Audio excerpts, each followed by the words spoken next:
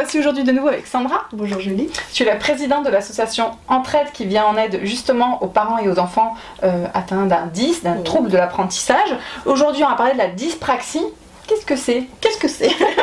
Alors dys, ça veut dire dysfonctionner, praxie, c'est au niveau du geste. Donc au niveau de notre cerveau, donc c'est un trouble, hein. Ce n'est pas une maladie, excusez-moi, c'est un trouble cognitif. Donc au niveau du cerveau, il y a des choses qui vont se mettre en place au niveau des informations qu'on va voir. Lorsqu'on est dyspraxie, tout ce qui est au niveau de l'automatisation du geste ne va pas si fluide. Aussi fluide, voilà. Je ne vais pas dire que ça ne marche pas, ne fonctionne pas. L'information va passer peut-être plus lentement ou d'une façon différente.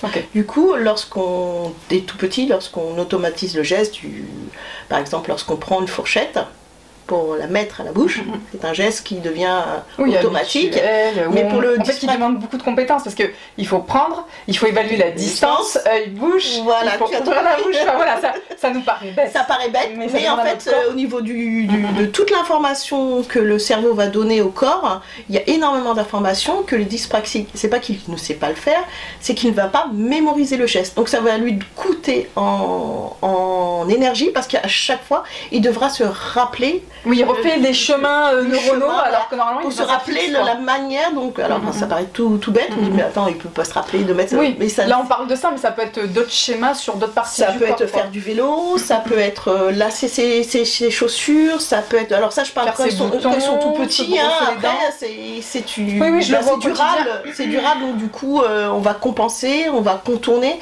Mais même en étant adulte, ça va être, il va être présent plus ou moins là dans certains instants. La droite et la gauche, écouter le GPS, en même temps conduire, descendre les escaliers, ça aussi c'est quelque chose, du coup mettre un pas après l'autre, la distance visio-spatiale au niveau des marches, c'est des enfants qu'on va dire souvent maladroits, on va leur dire mais qui font pas attention, qui tombent tout le temps, qui se cognent aussi tout le temps. Parce que moi j'en ai un, du coup il y en a un qui cumule le petit dernier, les dyspraxiques aussi, TDAH, et donc du coup c'est vrai que je peux lui donner un truc, je peux compter des fois jusqu'à 5 et ça tombe comme dans les Goonies où Choco il fait tout tomber toutes les 5 minutes. En fait je me suis dit mais en fait Choco il est dyspraxique.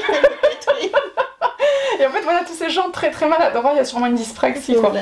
C'est vrai que ça paraît, mais c'est très frustrant pour la personne dyspraxique, parce qu'on maîtrise pas notre corps et tout le monde nous dit tout le monde dit mais vous le faites exprès, mais c'est pas possible, la tasse elle est là, la distance elle est là, mais pourquoi tu n'arrives pas à la prendre sans la faire tomber? Et c'est vrai que ça peut être frustrant pour la personne, comme pour la personne qui est à côté qui dit mais sans arrêt je suis en train de ramasser, sans arrêt je suis en train de nettoyer. Il y a une grande souffrance quand même après à la longue, parce que les personnes souhaitent faire mieux, et que c'est en dehors de leur capacité. C'est en dehors de leur voilà. Alors c'est pour ça qu'il y a quand même des rééducations possibles pour refaire les chemins de manière plus prononcée, de les répéter. On peut travailler les réflexes archaïques. Il y a la psychomotricité, l'ergothérapie. Il y a une panoplie. Il y a qui d'autre que tu pourrais recommander? Même l'orthopsie, pour refaire le schéma notamment. Je pensais à la dyscalculie. Il y a même la psychomotricienne aussi peut jouer en fonction, comme on dit pour tous les 10, selon la sévérité, le degré, la forme que ça peut prendre, comment ça envahit en fait la vie de la personne. On aura plusieurs bilans et plusieurs praticiens référents qui vont pouvoir il y a de l'espoir, on peut travailler tout ça. Il y a beaucoup d'espoir. Mais je demandais à la praticienne que j'ai accueillie ici en vidéo sur l'œuf ou la poule des réflexes archaïques qui sont dysfonctionnants, ou la dyspraxie, qui vient être à l'origine de cette maladresse, cette décoordination physique.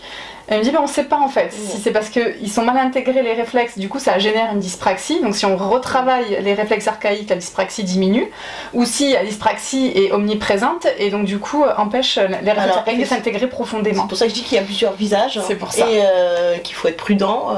Les mamans ont un 6e sens, donc voyez le praticien que vous semblez le plus adapté, mais il faut savoir qu'en réalité un 10 c'est...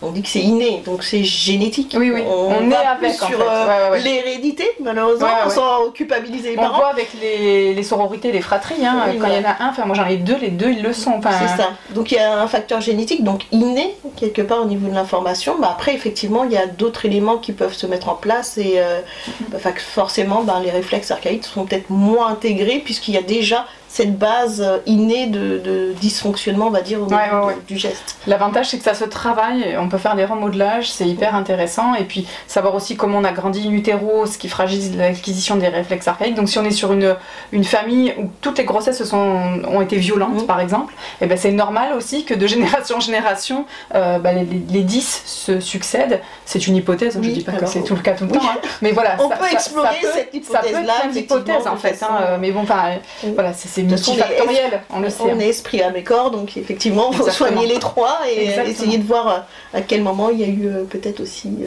petite faille. Voilà. Ça se travaille, c'est pas différent. Tu nous recommandes aussi ce livre, 10 DHEIP, le manuel de survie pour les parents et les profs.